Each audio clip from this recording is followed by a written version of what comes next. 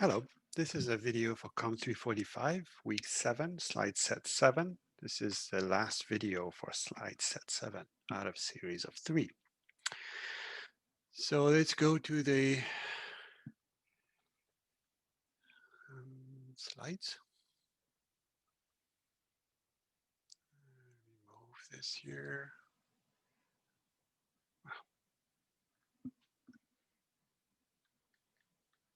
Sorry about that. So this is going to be about dynamic binding and Vtables. Vtables is the practical solution that is used to implement dynamic binding in C++. There are other solutions, but the vast majority of compilers will actually be using what is called Vtables, as I will explain them today in this video. So Vtables, what they are is they are essentially a table of function pointers that are added to any class that is including virtual methods inside of the class or that inherited from virtual methods. So that's why before, so we didn't see function pointers yet. This is something that you may have not seen, so that's why I'm including some explanation of what is function pointers.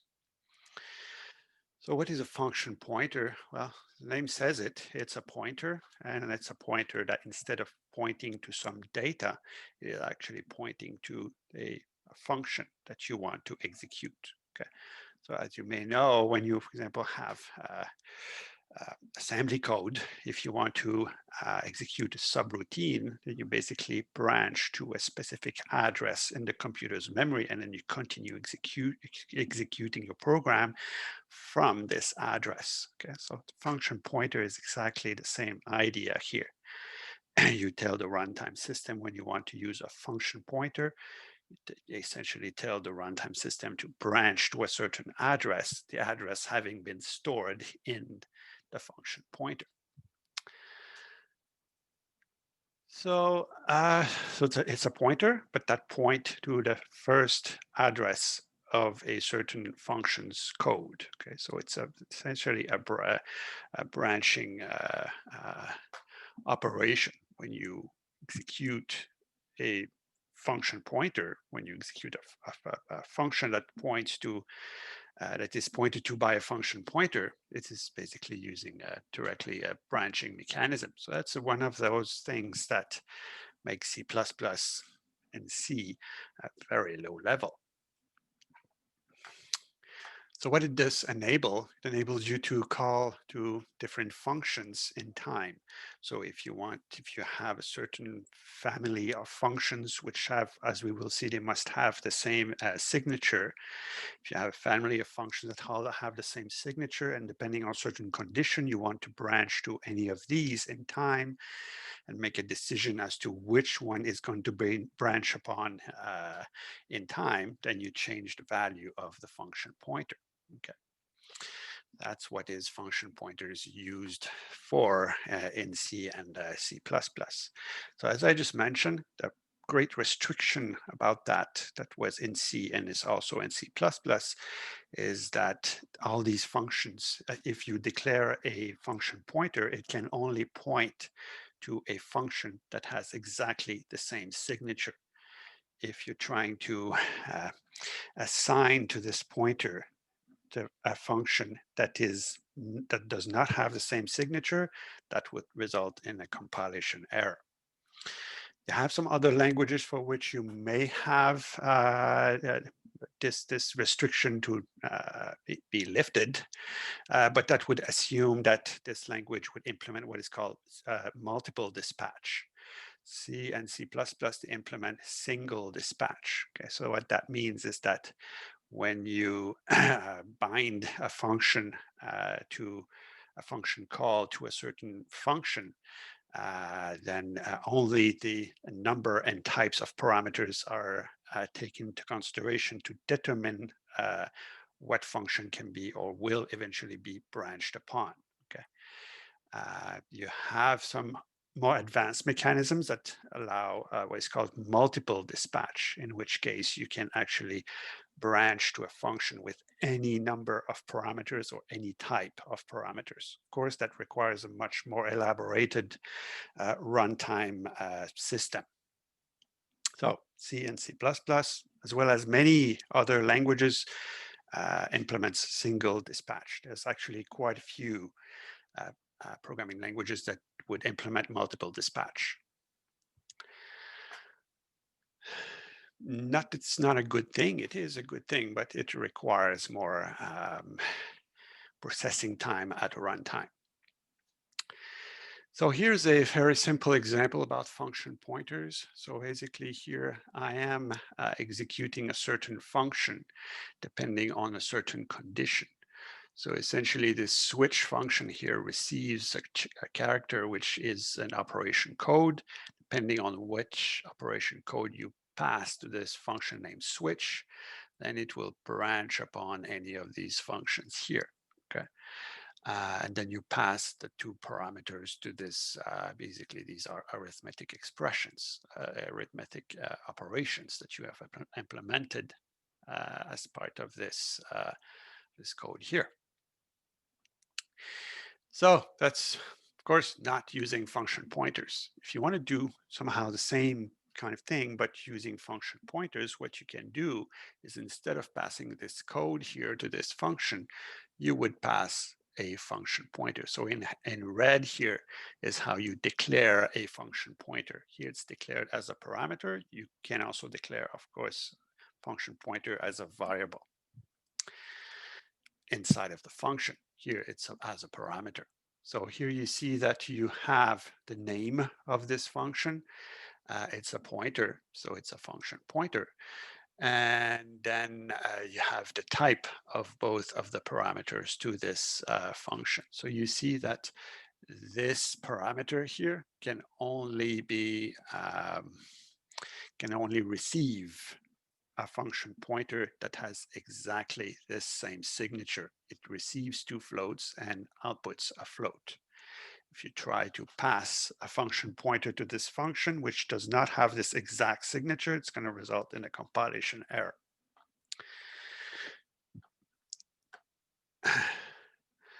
Okay, so here what you essentially do is you call directly the function in question that was passed as a parameter, and you pass it the two parameters that you have received here.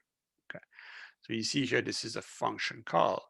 It's a function call to the function that is pointed to by this function pointer. So you see here that there's two ways I can actually use this code here. So this, again, this is using function pointers. This is doing exactly the same, but without using function pointers. So you see that this code is much more brief here, and you don't have to make a decision according to this additional parameter, right? So here, this is how you would actually call the function here that uses a function pointer. So here I have declared my function pointer variable. Here it's a variable. And then I assign to this function pointer the address of plus, plus being this function that is being defined here. So address of plus is the address of the first memory cell in which this code for the function plus is actually stored in the computer's memory. So when I actually use up here, I'm actually sending the address of plus into this here. So when I call ptfunc here, I'm actually using the function plus. Okay, so that's what is notion of function pointers. So let's go into the real material here, might say, of our concern. So dynamic binding. So this is an explanation of what's happening under the hood when you're actually using dynamic binding and polymorphism and so on. Okay. Again, I repeat, there's other ways you can actually achieve the same result, but the vast majority of compilers would be using this mechanism that I'm going to explain here. So you're going to see that when you actually understand how it's happening, it helps you understand the whole concept about polymorphism. Okay. If you don't understand how it works, there's many things about C++. If you don't understand how it works under the hood, it becomes very cryptic or kind of magical to understand how to use C++. Once you understand how it works behind the scenes, it makes it much easier to figure out, for example, when you misuse it, what is it that you did wrong? Okay. Okay, so C++ implements virtual functions to dynamic dispatch or laid binding. So this is using what is called virtual function tables or virtual method tables or Vtables. Okay, so it has made different names associated to that. It's all the same concept. Okay. So here are some factoids about all of these of the Vtables, mechanism of the Vtables. First of all, every class that declares or inherits at least one virtual function is assigned a virtual function table. So a virtual function table is something that is assigned to a class. Of course, then it's defined in the class, so any object that you instantiate would have this vtable of the class. Okay, a vtable is something associated with a class, and which is then becomes part of all the objects of that class. What is a vtable? It's a statically allocated array of function pointers. So it's essentially a static array as we saw before in the course, but what it contains is function pointers. So in the vtable, there's one function pointer for every virtual function declared or inherited by that class. So we'll see if with an example here, I have quite an elaborated example to describe all different cases. So we'll go with an example later on, right after actually this slide here.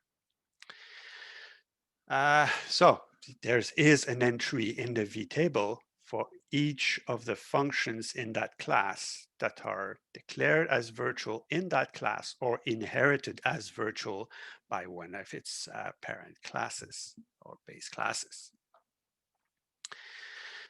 Each pointer points to the function belonging to the most derived class that implements this function in the class hierarchy or graph, in our case for C++. So there is a mechanism, yes, at compile time that will make this calculation as to which one in the hierarchy or graph is actually the most specific one that should be pointed to. Of course, that involves, because this whole issue is only happening if you have virtual functions. If a function is not declared or inherited as virtual in a class, there's just no entry in the vtable for that function. Okay, so that's one thing that's very important to understand. It's not because you have the dynamic binding that is enabled that it would start to apply to functions that are not declared or inherited as virtual. For pure virtual functions or methods, one can assume that the pointer associated with this specific function is a null pointer. That's we saw what is a pure virtual function before. It's basically a function is declared in the class. It's declared as virtual, and then at the end you have equals 0. Now that may seem outlandish, but actually now that we see that it relates to function pointers, equal to 0 is essentially saying that this pointer is null. Okay, there's no such thing as if you call this function that it's going to branch somewhere. There's no function associated with this function pointer. Okay, so yes, some mechanism, there's different ways to implement this, but one of the ways is to actually, if you have a pure virtual function in a class, then there will be an entry in the vtable. If there is, then it would actually, the pointer would be null. Okay.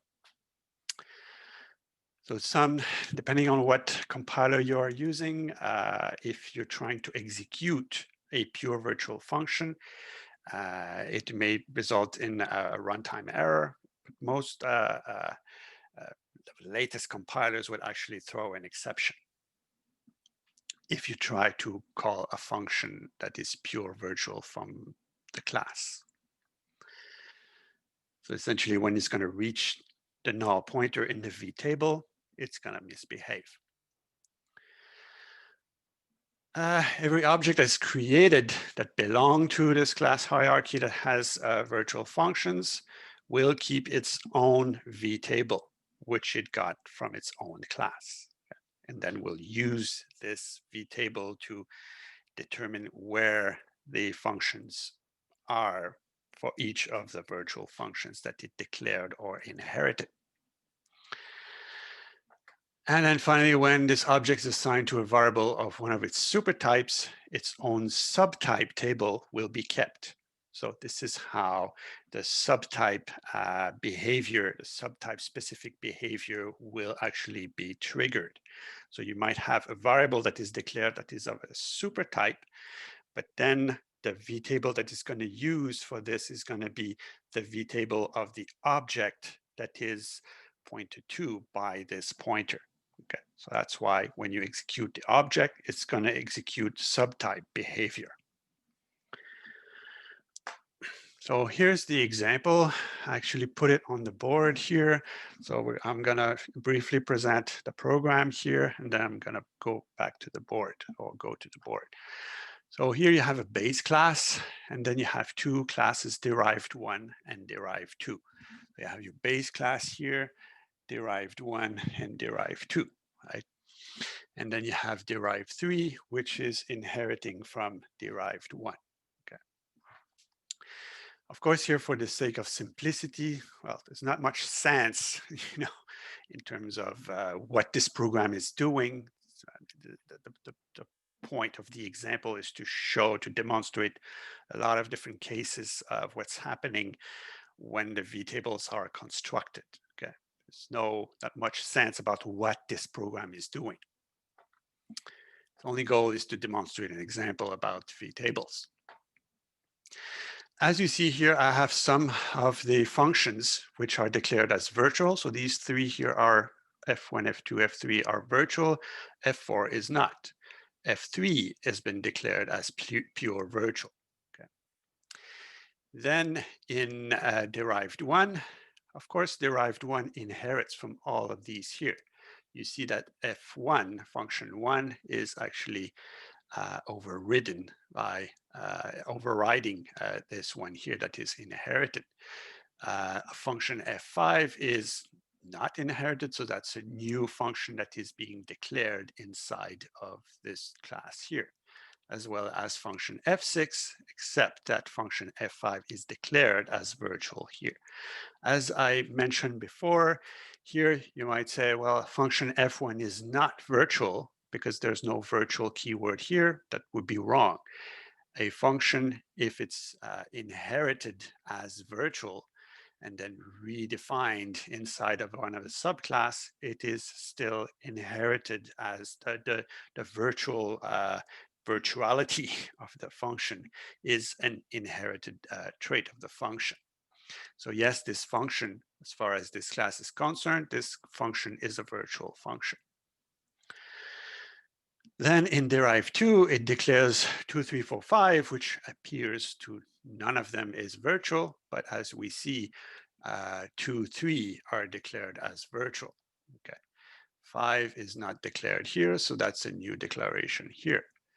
And of course, here 1 is not used here, but 1 is inherited. Okay. And then for derived 3, then I have only function 3, which is, if you follow the path here, derived 3 inherit from derived 1. So there's no F3 here, but there is a F3 here. So that's basically a definition that is provided for the pure virtual function that is inherited from base into derived 3. Okay.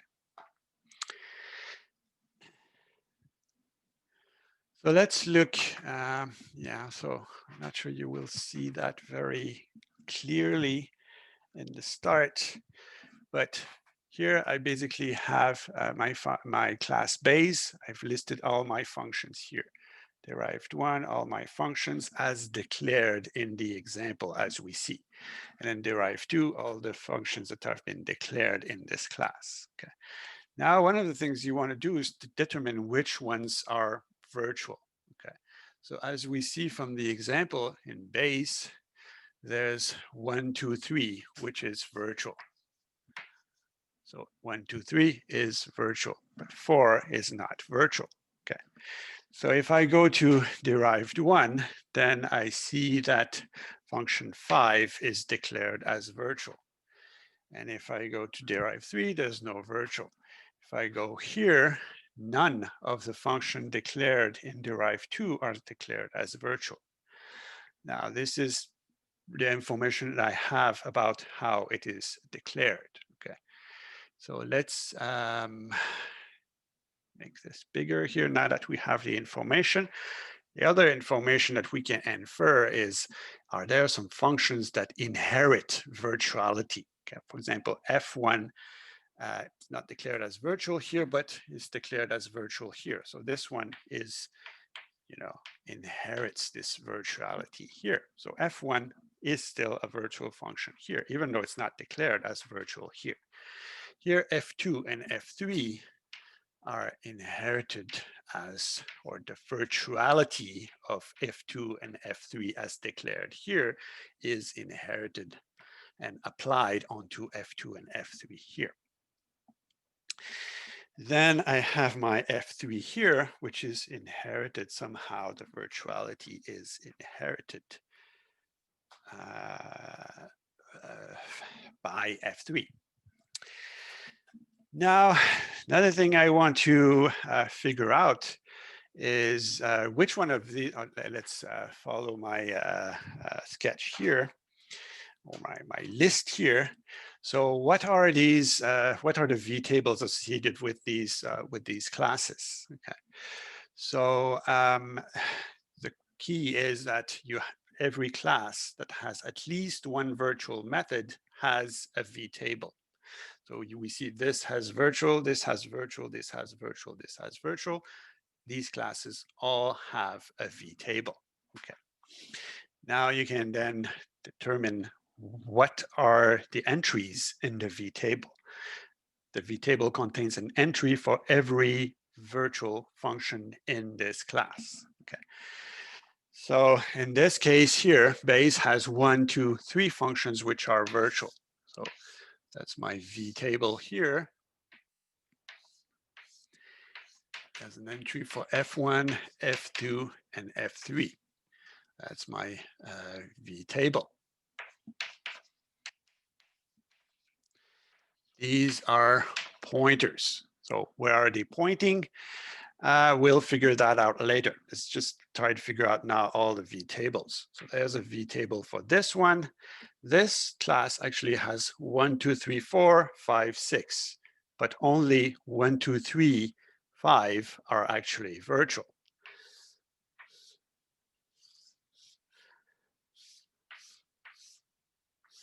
So F1, F2, F3, F5 are virtual. These are function pointers. We will figure out these pointers later on. Let's go to this one here. So there's a vtable associated with this. So this one has 1, 2, 3, 4, 5, but only 1, 2, 3 are actually virtual.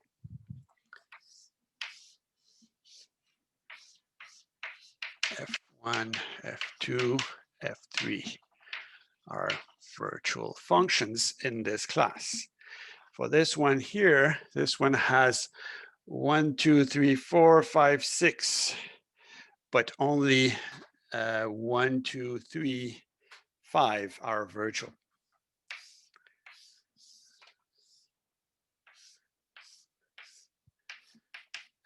F1, F2, F3, F5. So these are pointers. Let's figure them out. Now we know what are the vtables and what are the entries for each of these vtables for each of these classes. So every time you would be creating an object of type derived 2, it would include a table, which is an array, a static array of function pointers, which contains 3 function pointers. Okay. Every object will now have this additional data stored in every of the objects. So now you see that when you create objects which actually inherit or define or have methods that are inherited or defined in the class as virtual, every time you create an object of that kind, it adds to the size of the objects. Okay. So that's one of the things, that's one reason why C++ wants, sometimes if it's not necessary, it wants to not have this mechanism present. So if you would be declaring some class hierarchy and it does not have any virtual functions inside of the hierarchy, then there would not be any of these tables, thus saving memory, right? So, okay, so then next question becomes, which of these classes are abstract? An abstract class is a class that contains at least one pure virtual method. We saw that only this one in our whole hierarchy or graph is a pure virtual method. Okay, so at this level here, this is a pure virtual method. So that makes this class an abstract class. Okay, so which ones are also abstract? So you see here that this one, let's go this way. Let's say this one inherits, does not inherits from F3, but does not provide its own implementation of F3. The rule is if a class declares a pure virtual function, it is an abstract class. But also if it inherits from a pure virtual function, if it does not provide its own definition for it, then it's also an abstract class. So this one inherits from this, does not define it. So it is itself also an abstract class. Now, what about this one here? This one inherits from all of this here and provides its own definition for F3. So that makes it so this class is not abstract. If you go here, this class here inherits from all of this here, inherits from this, but provide its own definition of F3. So it's not an abstract class. So here we have all the list of abstract classes. What about the pointers? Well, this is the bulk of the work here. So let's start at the top. So what is F1? If you call F1 from an object of type base, you have the definition for F1 in the class. So this is actually making a call. Let's use another color, maybe blue. This is calling this function F1 here. Okay. If you call F2 for an object of type base, it has its own definition. So it is going to call this function F2 here. What if you try to call F3 for an object of type base? This is a pure virtual function. So that basically makes this pointer here a null pointer. So if you try to call F3 for an object of type base, it's an illegal operation. Okay. Can't execute F3 from an object of type base. In fact, compiler will not allow you to create an object of type base because it's an abstract class. So let's go here. So if I have F1, if I'm trying to call F1 from the type derived, then it has its own definition for F1. So this is going to call function F1 here. What if I call F2 from here? You see that F2 is not there, so then you have to go upwards in the hierarchy or graph, and you see that you have F2 here. So if you're calling F2, you're really calling this function here. If you're calling F3, it's not here, And then if you're calling F3, it's this here, but it is in fact a null pointer. So somehow you could say, either you say it's pointing to this, which is pointing to null, or for simplicity, let's say we'll say this is null. Calling F5 here, so you see that it has on F5 defined here. So calling F5 is calling this function here. Then if you're calling F1, let's go to derive 3 here. Calling F1, F1 is here. So this is calling F1 here. F2 is not here. It's not here. So F2 is this one here. So you see that it's getting hairy, like quite literally. F3 is actually defined here. So you see that's this F3 that was declared as virtual here, a pure virtual here, and then it's defined here. Now you can call F3 from an object of type derived 3. And F5 is not here, but it's here. So this is F5 here, right? Then let's go to this one here. So what about F1? F1 is not defined here, but it's defined here. So this is actually this F1 here. F2 is defined here. So this is this F2 here. F3 is defined here. So this is this F3 here. Okay. So this is all the Vtables. Every time you would be creating an object, for example, of type derived 2, it would contain an array of function pointers. That is, the first one is a function pointer to this function. The second one is a function pointer to this function. And the third one is a function pointer to this function. Okay. And create an object of type derived 1, then they all have the same Vtable, okay. Which is this one here that we have calculated. Now let's go and continue the example from the slides.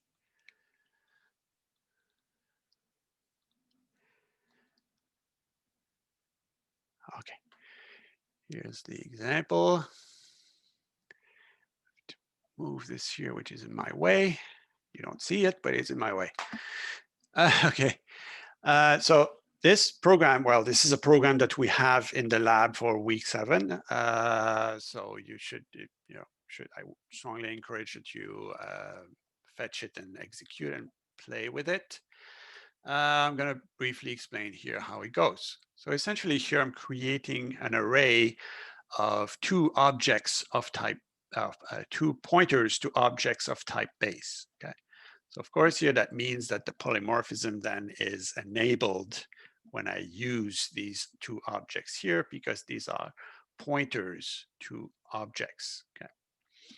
Plus, of course, you may have noticed that this pointer is these pointers are defined of the type of the superclass. So these are subclasses of this one here.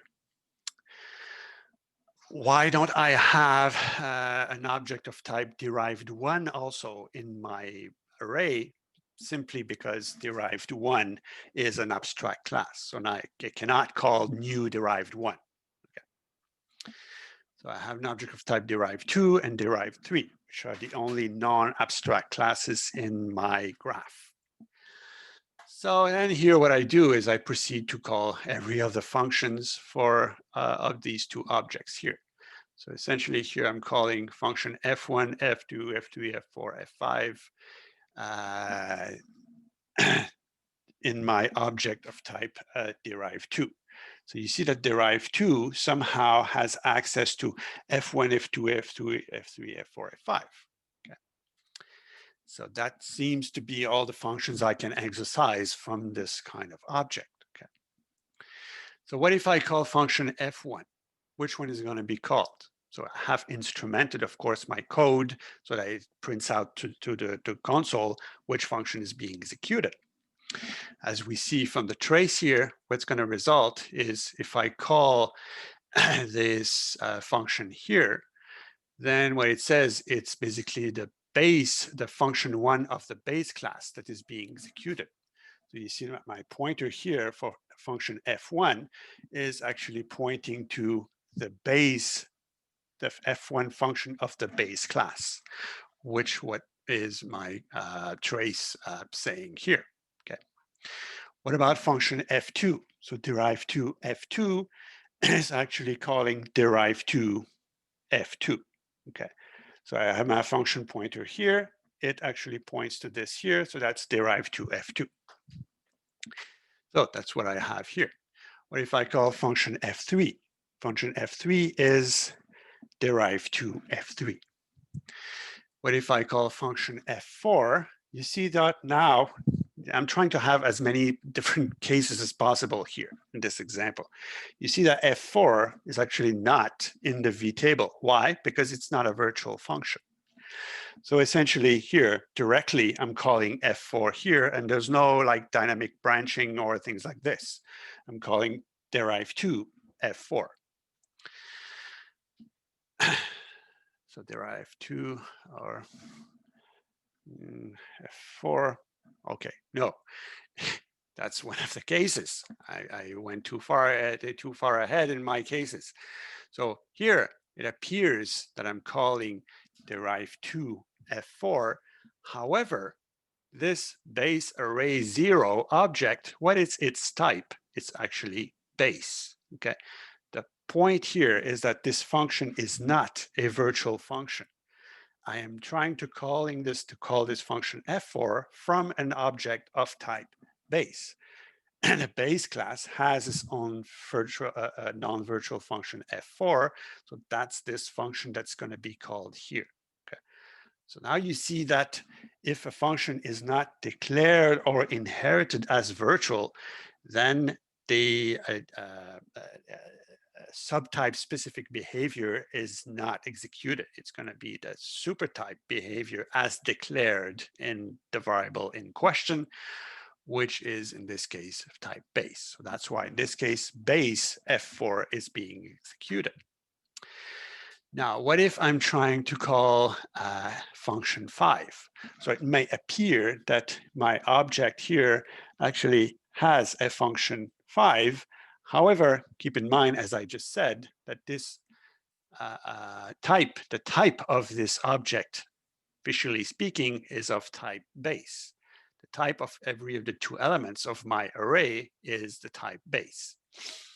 So if I'm trying to call f5 on an object of type base, there's no such thing as function f5 in the type base. So the compiler will complain you can't call f5 from that object. Or call to function f5 is invalid. If you want to force the calling of the function f5 here, then what you would need to do is to actually dynamic cast this object here into the type derive2. Okay. And then you'll be able to call function f5. Okay. Now let's go to my object of type derive3 here. So you see that it uses this table here. So that's how you should remember that every time you create an object of the sub-kind, it comes with its own different table that is very specific to its own subtype. Okay. So in this case, I have an object of type derive3. It's using this table here. Now, here I do the same. If I call function f1 in my object of type derive3, function f1 here is virtual. It's called here. So it's actually calling derived1 f1.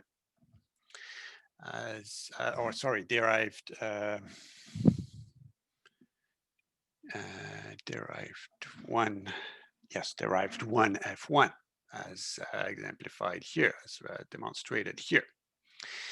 Then I'm calling function f2. Function f2 is actually the function f2 of base.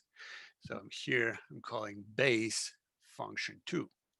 Then I'm calling function f3. f3 is derive3 f3. So derive3 f3. Function 4 is not here, it's not there, it's not here. So it is here and it's not virtual. So that's going to be actually my base function f4 that is being called. See, that's the case is a little bit different from what we had here, because here I don't have f4, I don't have f4 here. So it's pretty clear that it's this f4 here that is being inherited here. Okay. In the other case that we just saw, what was more confusing is that derive2 had its own f4, but it's really from a base object I was calling it. And f4 is not virtual, so that's why this one was actually executed. So you see, I'm trying to have all different kinds of cases here. So what if I'm trying to call f5? So if I'm calling, if I'm trying to call f5 from this object here, it may appear, yes, I have f5, but keep in mind that I'm trying to call f5 from base array 1. Base array 1, its type is base. So if I'm trying to call f5, it's going to say base class does not have function f5. If I want to force it to call a function f5 that I have here, I have to dynamic cast my object in object of type in the type derive3. If I do so, then I'm going to be calling what is it, f5 of my derived1 class. So derived1 f5. Then if I want to call a function f6, which is declared here, then what I have to do is to actually dynamic cast this object into an object of type derive3. So then I will be able to call the function f6, which is inherited here. Okay. So you see that f6 is not defined here, but it's inherited. So that's why it's enable. An object of type derive3 is able to call the function f6. Okay. So if I go call function 6, then it's derived1 f6. Okay, so that's about it for this example. So you see that it's not that simple it's quite tedious, I might say. It's not difficult, but it's tedious and possibly error prone to actually define where these pointers are and to figure out which function is called. Now, of course, you should understand that this example seems to say that, well, it's very complicated and there's all sort of different cases. But in real life, you never have such a complicated virtual inheritance in your design. Okay. Though you may have cases where you inherited from a lot of different classes, and the more you inherit from more classes, the more it's likely you will inherit from methods that are virtual. Thus, you will inherit virtuality. Thus, it will make it more likely that you have something complex like this if you inherit from classes that inherit from others and so on, and you have suddenly a very large graph. Okay, but complex case like this very seldom happens in real life. But it's a good exercise to do to actually figure out how it works.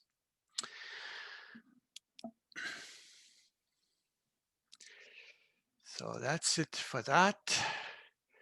So so next thing is going to be slide set number 8, which is about design patterns.